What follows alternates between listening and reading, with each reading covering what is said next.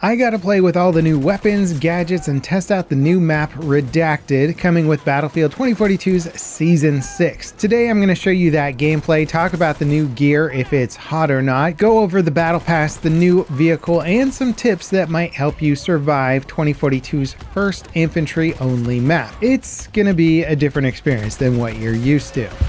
Firstly, let's talk about the actual gameplay on the map. People who like Metro or Lockers are going to like Redacted for the exact same reasons. It's got lanes, one of the first maps in 2042 to actually have lanes or feature them prominently. About 3 lanes for the most part, with some fun flanking routes cut in between them, and they funnel you into infantry combat. And that's just what some people have really been missing about 2042's gameplay, is that focused, nothing but infantry, straightforward combat. It's really refreshing finding this classic style of Battlefield gameplay in 2042, and honestly it's undeniably fun, if not chaotic and frustrating on the side. The biggest difference of this type of gameplay in 2042 compared to older games, aside from this map just looking extremely cool and having much more narrative elements than, say, Operation Lockers, is that 2042 has a lot of different new tools that take advantage of close quarter combat compared to the previous games. Pike Scanner is going to be extremely useful here. Dozer's Riot Shield is going to be very useful with all of the linear corridor combat. Deployable cover is going to play a big role here. Airburst weapons are going to play a big role. Thermal optics, smoke, C5, and of course the extremely powerful auto shotguns, which I chose not to abuse here, mostly because I was playing with the new weapons. But if you've got a favorite gun that does pretty well in most 2042 maps with its medium engagement ranges, well, you might want to pick something else for this map, since all of the engagement ranges are going to be much closer, much more chaotic, and need you to down your opponents very quickly. Now, I was playing with a lot of other content creators who were mostly testing out the new weapons, so I feel like the gameplay example that I got to experience was not indicative of what a general public lobby would be, but I'm anticipating a lot of explosive spam, some cheesy gameplay, and well, that's pretty similar to Lockers and Metro for the most part, and I think people are going to like it. I did enjoy my time with the map, and I'm curious to see how the gameplay evolves from here. I will say that in some of the dome areas, the visibility was actually much more challenging than I was expecting, so it'll be interesting to see how that plays out. Now, the new weapons coming with Season 6, while fun, might not actually be the best picks for this map, but I certainly tried to make them work as best as I could. All of these guns will be attainable via the free Battle Pass, and there are some paid tiers for this Battle Pass, which we'll get into later. Firstly, the new VHX D3 assault rifle looks really cool. I love the look of the weapon. It has an 850 round per minute rate of fire with single and full auto fire modes. It starts with a 30 round magazine, fairly typical, which can be extended to 40 rounds of standard ammo. None of the attachments really seem to stand out on this weapon, and its performance feels very middle of the road to me. Due to the short playtime, however, I didn't experiment too much, but it does kind of feel like this gun could be molded into a very competent medium range weapon, but I think its DPS and mag capacity might not be the best option for Redacted. It's certainly usable, but it's not my first pick for just purely CQB combat. You unlock the VHX at tier 19 of the Battle Pass. And when it comes to DMRs, I can't say that I've used them a lot in Battlefield 2042, but when I do, it's usually the BSVM for its full auto mode. I think DMRs are generally better suited for console players because they actually have some different recoil properties and better mitigation on console when compared to PC, but I was doing decently with the G428 in-game. This new DMR seems like a pretty middle of the pack option in its category. What makes it unique though is that it offers a full auto mode, which is less common. It starts off with a 10 round magazine but can be upgraded to 20 rounds, which seems pretty essential for full auto gameplay. It's also unlocked at tier 46 of the Battle Pass, so you'll be spending a lot of time working to get this one initially. Attachments are your standard marksman rifle options. I was enjoying it in semi-auto, and I want to play around with the setups a bit more before getting into the full auto balance, but it's nice to have more full auto marksman options here. Now, as far as sidearms go, in real life, I like the idea of the L9CZ pistol, also known as the Alien. It's got a very low bore level, allowing for extremely low recoil, which aids in accuracy and the ability to fire quickly, In 2042 though, it's hard to know if those stats will actually be that value compared to, say, the Deagle's raw stopping power or the fast fire rate of a G18 in full auto. It is single fire only, and its starting mag is 16 rounds, which is not bad, and the extended mag bumps that up to 26 rounds. Visually, the sight mount for this gun is pretty unique compared to the other pistols, but essentially that's just a cosmetic options.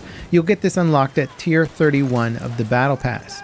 Now, speaking of the Battle Pass, I made sure to check out all the unlock progression, and there's definitely some cool cosmetics. The glowing-eyed soldiers are definitely a nice touch, and then there's some sort of white camoed soldiers, which I guess look cool, but they're probably not going to help you blend in on the darker maps. In my opinion, the last unlocks are really just not that cool, or at least not my style, and I think most of the skins leading up to them actually look a lot better. But overall, I'm pretty happy with the general cosmetic layout. The new premium skins are actually pretty dope. The glowing-eyed McKay and the GEW46 skin actually looks really cool. I think there'll be some more soldier cosmetics that you can unlock via a mid-season event as well. A lot of the guns get interesting sort of cyberpunk themed stuff, and honestly, I'm all for it. Now, there's two new gadgets in the game for the support class. These are smaller ammo and medical pouches that you can just toss out to players on the run, which is pretty similar from past Battlefield titles. I actually like these, and I think they're going to allow for a lot more nuanced play, like throwing a few health packs at your feet before you peek a corner,